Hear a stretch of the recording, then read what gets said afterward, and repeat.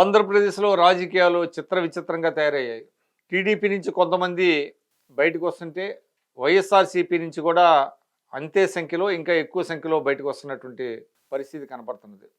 కాకపోతే 2 పార్టీలకు చెందినటువంటి సోషల్ మీడియా కావచ్చు, మెయిన్ స్ట్రీమ్ మీడియా కావచ్చు, ఒక మైండ్ గేమ్ ఒకరి మీద ఒకరు పైచేయి సాధించడానికి మైండ్ గేమ్‌లు కూడా ఆడుతున్నాయి. ముఖ్యంగా వైఎస్ఆర్‌సీపీ చూస్తే తెలుగుదేశం కకావికలైపోయింది. కేశినేని నాని బయటకొచ్చేశారు. ఆయనతో పాటు 60% మంది కేడర్ కూడా బయటకొస్తారని, అదేవిధంగా నెల్లూరులో, తూర్పుగోదావరిలో, పశ్చిమ గోదావరిలో సీట్ల పంపిణీ దగ్గర కర్నూలులో ఇవన్నీ కూడా సిగపట్లు పట్టుకుంటున్నారు. అదేవిధంగా జనసేనతో పొత్తులకి సంబంధించి ఇంకా ఒక వ్యవహారం కొలిక్కి రాలేదు.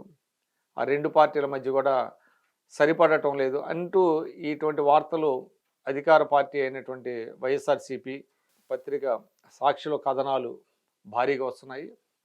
మరోవైపు తెలుగుదేశానికి అనుకూలంగా ఉన్నటువంటి పత్రికల్లో కూడా వైఎస్ఆర్‌సీపీలో జరుగుతున్నటువంటి పరిణామాల గురించి, అదేవిధంగా ఆ ప్రభుత్వ వైఫల్యాల గురించి పెద్ద ఎత్తున ఆ పత్రికలో కూడా, ఆ మీడియాలో కూడా ప్రచారం జరుగుతుంది. అసలు ప్రజల్లో ఒక గందరగోళం నెలకొంది. అసలు ఏం జరుగుతున్నది, ఎవరు ఏ పార్టీ నుంచి ఎంతమంది బయటకు వస్తున్నారు, ఎందుకు వస్తున్నారు, వాళ్ళు చెబుతున్నది ఏంటి అనే పరిస్థితుల్లో ప్రజలు ఉన్నారు. ముఖ్యంగా ముద్రగడ పద్మనాభం లాంటి వాళ్ళు. అంతకుముందే మనం చూసాము క్రికెటర్ అంబటి రాయుడు అధికార పార్టీలోకి ఇలా వెళ్ళి అలా బయటకు వచ్చేసాడు.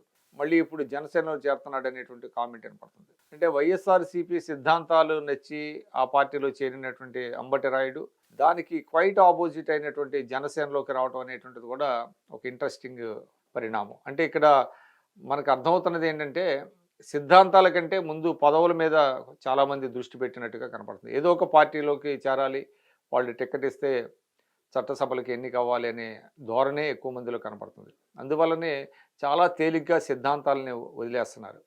కేశినేని నాని గారు అయితే తెలుగుదేశం పార్టీతో ఆయన రాజకీయ ప్రస్థానం మొదలైంది. 2 సార్లు ఆ పార్టీ అవకాశం ఇచ్చింది ఆయనకి. అయినప్పటికీ ఆ పార్టీ నుంచి బయటకు వచ్చారు. అధినేత మీద, అధినేత కుమారుడు మీద విమర్శలు చేశారు. గతంలో విమర్శించినటువంటి వైఎస్ఆర్‌సీపీ అధినేత జగన్మోహన్ రెడ్డి గారిని కలిసి ఆ పార్టీలో చేరుతున్నట్టు ప్రకటించారు. ఇవన్నీ చూసినట్లయితే మరొక తాజాగా వినపడుతుంది ఏంటంటే ముద్రగడ పద్మనాభం గారు. ముద్రగడ పద్మనాభం గారు మనందరికీ తెలుసు, చాలా సీనియర్ మోస్ట్ పొలిటీషియన్.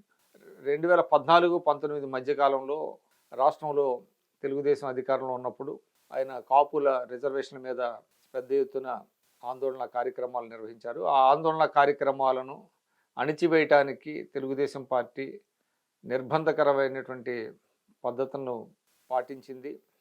అదేవిధంగా పోలీసులతో తమ కుటుంబ సభ్యుల్ని తిట్టించింది అని ఆరోపణలు చేసినటువంటి ముద్రగడ పద్మనాభం గారు తాజాగా అటు జనసేనలోనో లేదంటే టీడీపీలోనో చేరబోతున్నారనేటువంటి వార్తలు కూడా ఆయన శైలిని గమనించిన వారు ఆశ్చర్యపోతున్నారు. అసలు ఏం జరుగుతుంది అంటే, సిద్ధాంతాలు ఏమవుతున్నాయి, నాయకులు ఎందుకు ఈ విధంగా ఒక పార్టీ నుంచి ఇంకో పార్టీకి వెళ్తున్నారు, అది ఎవరికి అర్థం కావటం లేదు. రాజకీయ పార్టీలు కూడా పట్టింపు లేకుండా పోయింది. నిన్న మొన్నటి వరకు తమను తిట్టినటువంటి వాళ్ళు నాయకులు వచ్చినా కూడా రెడ్ కార్పెట్ వేసి స్వాగతం పలుకుతున్నారు. ఆ పట్టింపులు ఏ రాజకీయ పార్టీకి లేదు. ఇదే అదే అనేది కాదు, అన్ని పార్టీలు కూడా ఇదే రకమైనటువంటి పరిస్థితి. ఇక నేడో రేపో కాంగ్రెస్ పార్టీలో కూడా చేరికలు ఉన్నాయని వినపడుతున్నది. ఈ మొత్తంలో రాజకీయ పరమైనటువంటి ఈ మార్పులు చేర్పుల విషయంలో ఒక బీజేపీ మాత్రమే ఎటు కాకుండా ఉన్నట్టుగా కనపడుతుంది. అంటే బీజేపీలో చేరేవాళ్ళు లేరు, బీజేపీ నుంచి బయటకు వచ్చేవాళ్ళు తప్ప. కనుక బీజేపీకి ఏమి ప్రాబ్లం లేదు. ఏ పార్టీ గెలిచినా కూడా వాళ్ళ లోక్సభ సీట్లకు మాత్రం ఇబ్బంది లేకుండా 25కి 25 సీట్లు బీజేపీకి సపోర్ట్ చేస్తాయనేటువంటి వాదన చాలా రోజులుగా వినపడుతుంది. టీడీపీ గెలిచినా, వైసీపీ గెలిచినా, వాళ్ళిద్దరిలో ఎవరు గెలిచినా కూడా మెజారిటీ సీట్లు బీజేపీకి పడినట్టే అన్నట్టుగా ఒక వాదన ఉన్నది. అది ఎవరు ఖండించటం లేదు కూడా. సో ఇదంతా చూసినట్లయితే ఈ ఆయారాం గయారాముల విన్యాసాలు చూసినట్లయితే ఆంధ్రప్రదేశ్లో రాజకీయాలు అసలు ఎటువైపు పోతున్నాయి అనేటువంటి ఒక ప్రశ్న అందరిలో తలెత్తుతున్నది.